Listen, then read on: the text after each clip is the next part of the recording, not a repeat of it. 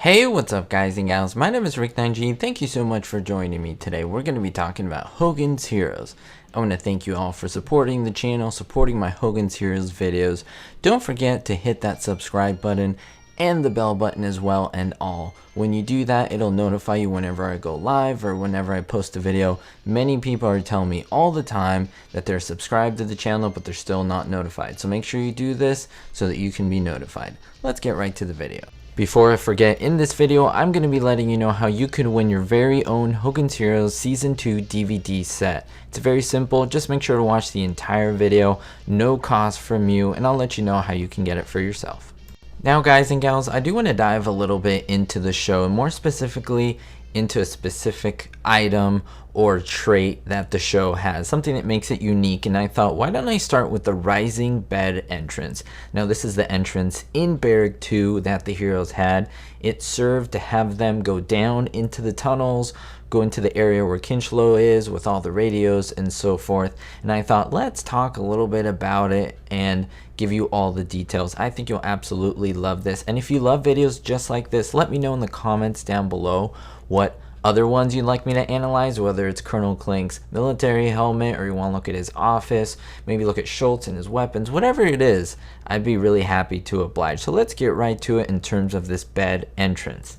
Now it operates by having a prisoner or just anyone who would stand in front of it operate the bunk bed. Now once it's determined that of course Schultz isn't around, that there's no one on the access side around, and that the coast is clear, the frame of the bed is struck 2 or 3 times depending on which episode you've seen. Now in the following later episodes, that's later seasons on, the bunk is actually struck in a particular place.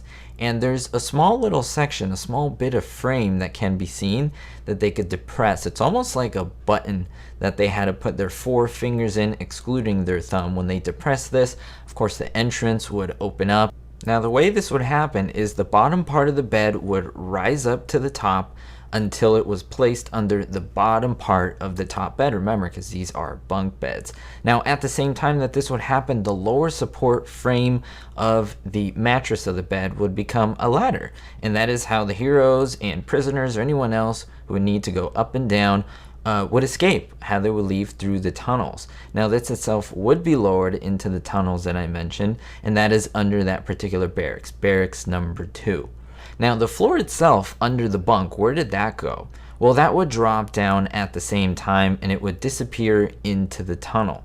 Now this would allow anyone inside the barrack to go down into, or it would even allow someone from the bottom of the tunnel to come up from it. So it was a really interesting system. I want to know how this could even be built today. If you look really close, you can even see some wiring that is later used to kind of pull the ends of the frame, the 4 corners of that section up completely. Now a person could not get into the barracks without someone first lowering the ladder to them, and that is something important. That's one of the reasons why a lot of the Germans could not get into it or find their way there, because someone had to kind of allow you to go in there.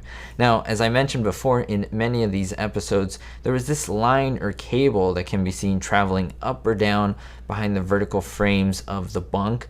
Now that was probably part of the counterweight system that was used to actually move the bunk up and down and so forth. So I don't know what you guys think about this system. Was it efficient and did it work? Well, it absolutely did work.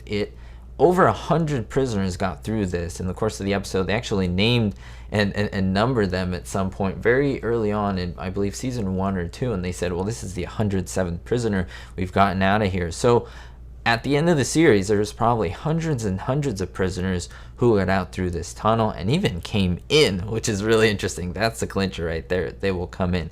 Let me know what other pieces of weapons or equipment or locations on the show you'd like me to explore, and I could dive deep into them. Thank you so much, guys and gals, for the support. How do you win this DVD? It is so simple.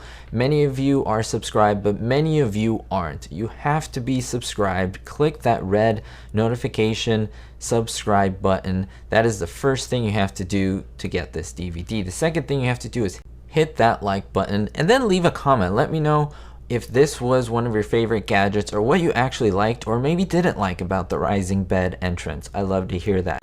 And finally, in the description of this video, there will be a link where you click on it and it will take you to where you can fill out just simple information so that I can get that DVD to you. When I pick the winner, I'll just mail it off to you free of charge, and hopefully you get it really quickly. Watch all the episodes, enjoy it, and see all the cool details that you may have missed during syndication. We'll see you next time. Good luck to everyone. I'll announce the winner on the YouTube community page, and most importantly, guys and gals, be hopeful.